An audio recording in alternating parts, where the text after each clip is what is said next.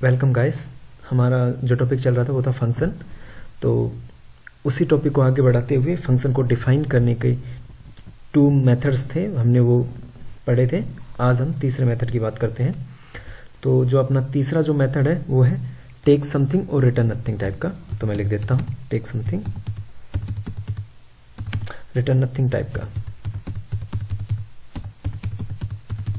Okay, देखिए, तो चलिए एक प्रोग्राम बनाते हैं। यानी कि अपन जो भी प्रोग्राम बनाएंगे उसमें जिस प्रकार के फंक्शन का अपन यूज करेंगे उसकी जो नेचर होगा फंक्शन का वो होगा take something and return nothing. यानी कि कुछ ना कुछ वो फंक्शन को कॉल करते वक्त उसमें अपन कुछ ना कुछ वैल्यू पास करेंगे, लेकिन वो फंक्शन कुछ रिटर्न नहीं करेगा। ठीक है, तो सबसे पहले मैं जो हैज इंक्लूड वाले जो कमांड है मैं वो लिख लेता हूं, जो कि हैज से शुरू होती है, जिनको बोलते हैं प्री प्रोसेसर कमांड। ठीक है,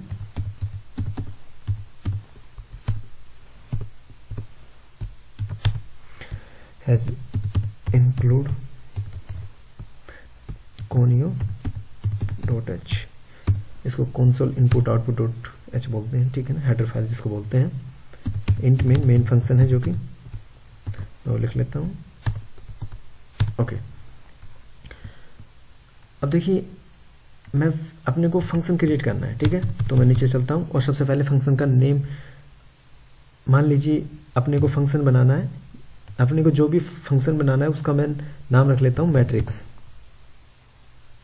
ठीक है, अपना ये फंक्शन है और ये फंक्शन का काम क्या होगा, अपन कोई भी 2 वैल्यू पास कराएंगे। ठीक है ना, जिनको मैं बोल रहा हूं ना टेक समथिंग, यानी कि वो 2 वैल्यू लेगा और उनका मल्टीप्लिकेशन करके देगा, दोनों को मल्टीप्लाई करके हमें आंसर देगा। ठीक है, तो मैं फंक्शन डिक्लेयर कर देता हूं। हालांकि हमने नाम तो फंक्शन का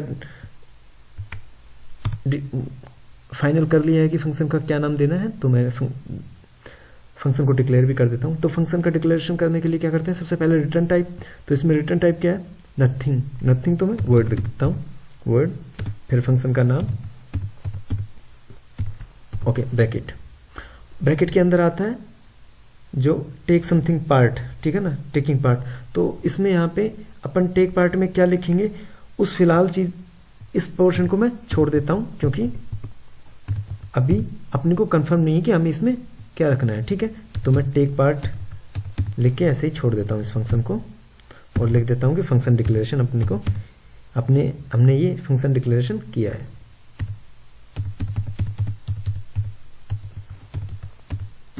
ओके, फंक्शन का डिक्लेरेशन हो गया है। अब फंक्शन को की कोडिंग कर लेते हैं। ठीक है,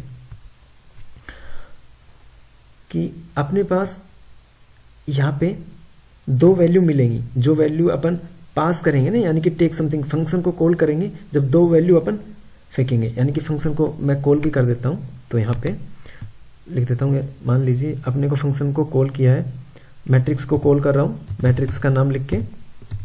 ठीक है, और मैंने क्या बताया था कि ये प्रोग्राम बना रहे हैं अपन कोई भी 2 वैल्यू के मल्टीप्लाई का। ठीक है ना, अपन 2 वैल्यू इनपुट में देंगे और हमें आउटपुट मिलेगा उनका मल्टीप्लिकेशन। तो मैट्रिक्स में फंक्शन कॉल कर रहा हूं यहां पे। ठीक है, और 2 स्लैश लगा के लिख देता हूं फंक्शन कॉल।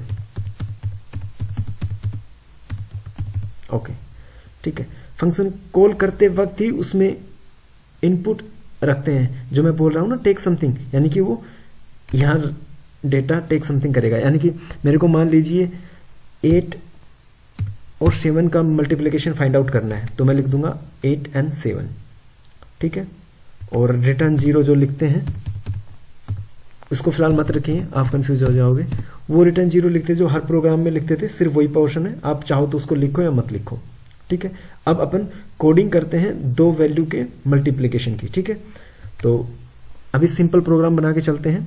तो मैं लिखता हूं इंट a, b। ठीक है, 2 वैल्यू है अपने पास। ठीक है, और मैसेज प्रिंट कराता हूं मैं, printf प्लीज एंटर 2 वैल्यूज। ठीक है,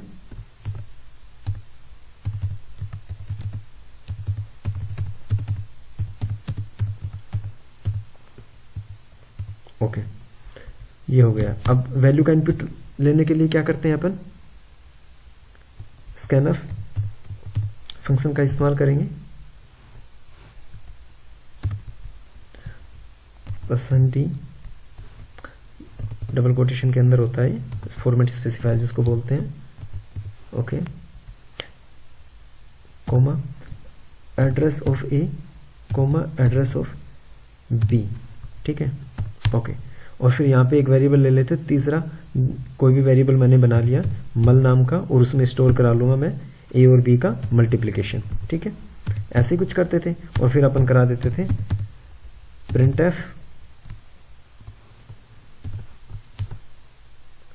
mul, यानी मैं कहूं या फिर लिख दूं रिजल्ट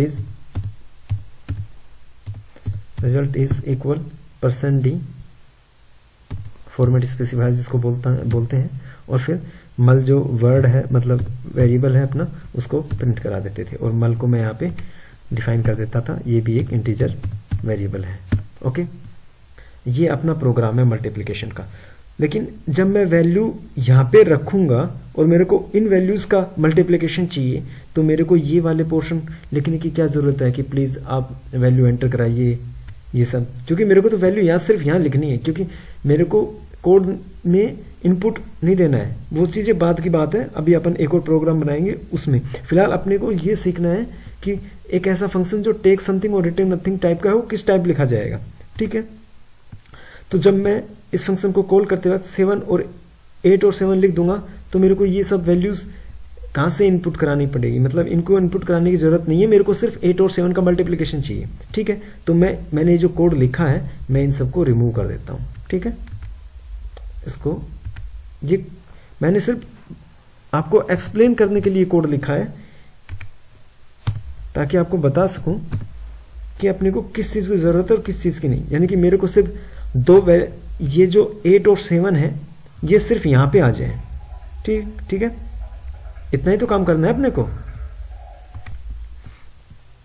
तो मैं क्या करूंगा कि ये वैल्यूज मैट्रिक्स में मैंने पास कराई हैं, वो वैल्यूज ए और बी में यहां आने के लिए मेरे को क्या करना पड़ेगा कि मैं यहां पे जो मैंने लिखा था ना, फंक्शन को लिखने का तरीका क्या था, फंक्शन के आगे का रिटर्न टाइप होता है और ब्रैकेट के अंदर होता है जो वो पासिंग वेरिएबल, यानी कि जो चीज वो इनपुट लेगा, ठीक है। तो मैं इस मैट्रिक्स के ब्रैकेट में, इस फंक्शन के ब्रैकेट में लिख दूंगा इंट ए कोमा इंट बी। अब मैंने ये इंट ए और इंट बी ही क्यों लिखा है, वो देखिए 8 और 7 की जो नेचर है वो क्या है, इंटीजर टाइप का, तो मैं लिख देता हूं इंट, और 7 का नेचर क्या है, इंटीजर टाइप, वो भी फिर मैं लिख देता हूं इंट। और मैंने ये ए और बी इसलिए लिया है क्योंकि ये मैंने एक वेरिएबल बना लिए हैं कि 8 जो है वो ए में आके स्टोर हो जाए और 7 जो है वो बी में आके स्टोर हो जाए, ताकि मैं ए और बी का मल्टीप्लिकेशन कर सकूं, ठीक है। तो मैंने क्या किया, ए और बी का मल्टीप्लाई किया और मल नाम का जो वेरिएबल है उसमें स्टोर करा दिया है। तो ए और बी को तो मैंने डिक्लेयर कर दिया है, ये इंट ए और इंट बी, लेकिन मैंने मल को डिक्लेयर नहीं किया, तो मैं यहाँ पे कर देता हूं।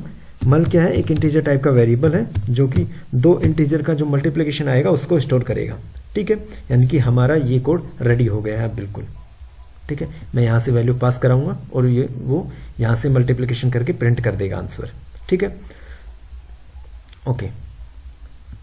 अब क्या था, हमने ये इंट ए बी यहाँ पे लिख तो दिया है, ठीक है ना, क्योंकि ये इसका पासिंग जो पोर्शन है, यानी कि मैं टेकिंग पार्ट कहूं वो है, तो और वो टेकिंग पार्ट हमने यहाँ पे फ्री छोड़ा था, तो मैं यहाँ पे लिख देता हूं टेकिंग पार्ट को इंट कोमा इंट।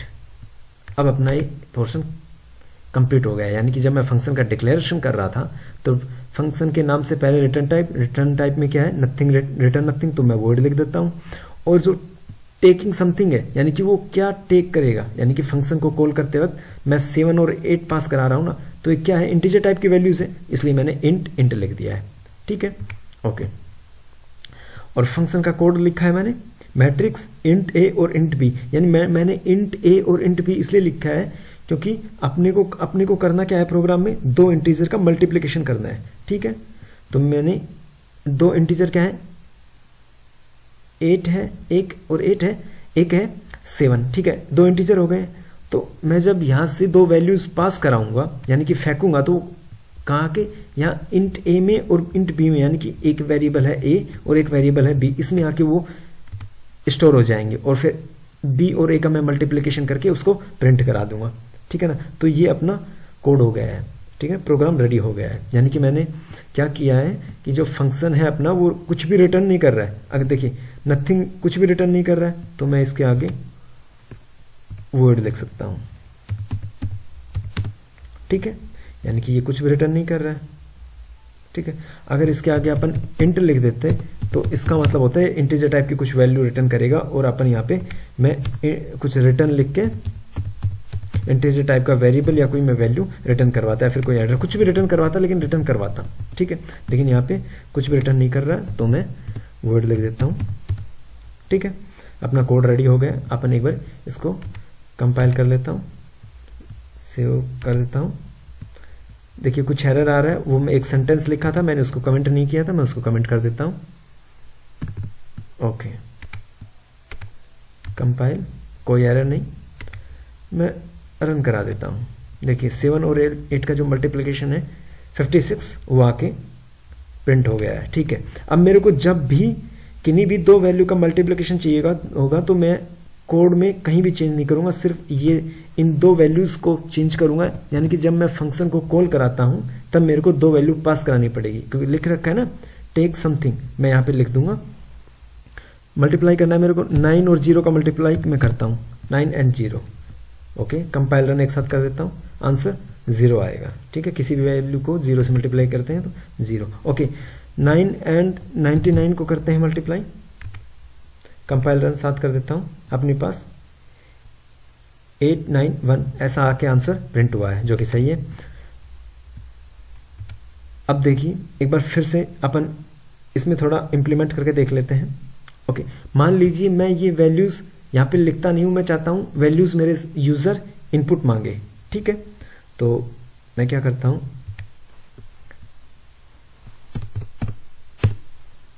इसको खाली छोड़ देता हूं, ठीक है।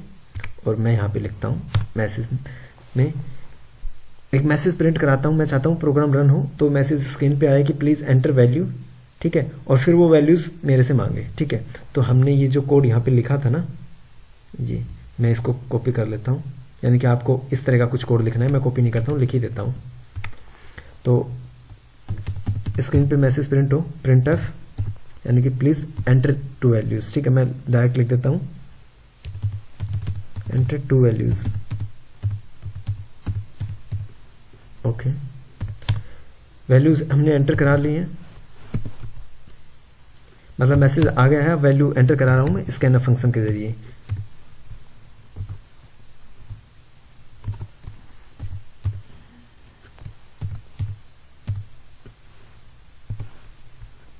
कोमा एड्रेस ऑफ वेरिएबल ले रहा हूं मैं ए,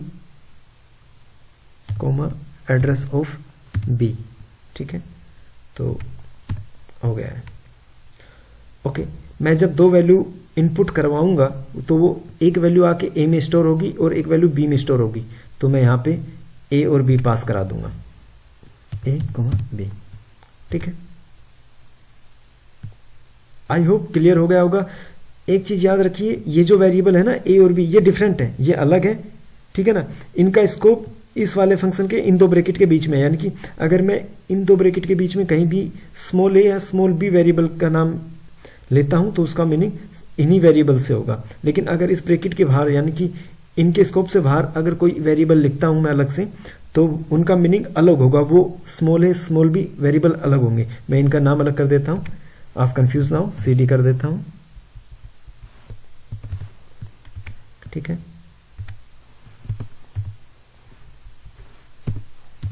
ओके, अब इसको मैं कंपाइल कर रहा हूं, एक एरर आ रही है वो देखिए, C was not declared in scope। Okay, हमने C और D का यूज किया है वेरिएबल, लेकिन कंपाइलर को बताया नहीं कि ये चीज क्या है C और D। तो मैं यहां पे लिख देता हूं, कंपाइलर को बताते हैं, कंपाइलर जी ये जो C और D हैं ये इंटीजर टाइप के दो वेरिएबल हमने क्रिएट किए हैं, ठीक है। चलिए फिर से कंपाइल करता हूं, कोई एरर नहीं है, रन करा देता हूं। कोई भी 2 वैल्यूज में एंटर कराता हूँ, मल्टीप्लाई जिसका मेरे को चाहिए, मैं 5 और 6 इनपुट कराता हूँ, 30 आउटपुट आ रहा है जो कि सही है। ठीक है, अब कुछ जो इंपॉर्टेंट टर्म्स हैं वो देख लेते हैं। ठीक है, ये जो C और D जो वेरिएबल मैंने लिखे हैं इसको बोलते हैं, इन दो ये जो आर्ग्यूमेंट्स है, देखिए फंक्शन के ब्रैकेट के अंदर जो चीज लिखी जाती है वो आर्ग्यूमेंट होती है। ठीक है ना, अब यहाँ पे हो सकता है वेरिएबल हो सकता है कोई एड्रेस हो, या फिर हो सकता है, देखिए 3 तरीके से होते हैं। पासिंग बाय वैल्यूज, वैल्यूज मतलब मैं 7 8 अभी लिख रहा था, वो पास बाय वैल्यू था, अब मैं लिख रहा हूं पासिंग बाय वेरिएबल, तो मैंने C और D वेरिएबल पास करा रहा हूं, यानी कि इनको मैं आर्ग्यूमेंट बोल रहा हूं। और मैं एड्रेस भी पास कराऊंगा जो कि अपन पॉइंटर जब पढ़ेंगे तब सीखेंगे। फिलहाल ये जो वेरिएबल मैं यहां पास करा रहा हूं इनको बोलते हैं एक्चुअल वेरिएबल, या मैं कहूं एक्चुअल आर्ग्यूमेंट। ठीक है, तो मैं लिख देता हूं एक्चुअल आर्ग्यूमेंट। ठीक है, देखिए मैंने 2 वैल्यू इनपुट कराई, जब अपना प्रोग्राम रन होगा तो सबसे पहले control main function int main पे आएगा। ठीक है, सबसे पहले ये लाइन कंपाइल होगी, डेटा C और D रीड होगा। ठीक है, मैसेज प्रिंट होगा, एंटर 2 वैल्यूज। ठीक है, स्क्रीन पे मैसेज प्रिंट होगा। ये मैं 2 वैल्यूज एंटर कराऊंगा C और D, पहली जो वैल्यू एंटर कराऊंगा वो C में चला जाएगा, दूसरी वैल्यू एंटर कराऊंगा वो D में चला जाएगा। ठीक है, स्टोर हो जाएगा। फिर मैं जैसे ही फंक्शन कॉल कराता हूं मैट्रिक्स C और D, यानी कि जब मैं 2 पैरामीटर इसमें पास करता हूं तो ये जब जैसे ही ये फंक्शन कॉल होगा तो कंट्रोल सीधा इस फंक्शन को पूरे प्रोग्राम में खोजेगा कि जो फंक्शन है मैट्रिक्स उसकी बॉडी का है, और बॉडी ये है मैट्रिक्स की। ठीक है, मैं यहां पे लिख देता हूं बॉडी बोले तो डेफिनेशन। ठीक है, फंक्शन बॉडी या डेफिनेशन। ओके, कंट्रोल जंप करेगा और यहां आ जाएगा। ठीक है, यहां पे देखेगा मैट्रिक्स इंट ए इंट बी, यानी यहां से जो C और D में जो वैल्यू थी वो थ्रो करेगा। ठीक है ना, C की वैल्यू आके स्टोर हो जाएगी A में और D की वैल्यू आके स्टोर हो जाएगी B में। ठीक है, और अब यहाँ पे जैसे भी कैलकुलेशन है, एक इंटीजर टाइप का मल जो वेरिएबल क्रिएट होगा और A और B का मल्टीप्लिकेशन होकर मल में स्टोर हो जाएगा और जो रिजल्ट होगा वो प्रिंट हो जाएगा। ठीक है, देखिए हमने जब डेटा इनपुट कराया तो वो C और D में जा रहा था, इसलिए हम लोग ये जो वेरिएबल थे C और D इनमें डेटा सेव हो रहा था अपना, मतलब स्टोर हो रहा था, इसलिए इनको बोला एक्चुअल आर्ग्यूमेंट। ठीक है ना, लेकिन यहां से डेटा इंट और इंट p, ये जो मैट्रिक्स फंक्शन है इसके वेरिएबल है, इनमें कॉपी हुआ है। ठीक है, मैं कहूं कि C का डेटा जंप करके A में आया है, D का डेटा जंप करके B में आया है, ये एक्चुअल जंप करके नहीं आया है, ये कॉपी होके आया है। ठीक है ना, यानी कि वो डेटा इसमें भी रहेगा और इसमें भी रहेगा, तो ये यहां जो डेटा है वो कॉपी हुआ है, इसलिए इनको इसमें जो मतलब इनको जो मैं बोलूंगा वो होगा फॉर्मल आर्गुमेंट। ठीक है, लिख देता हूं मैं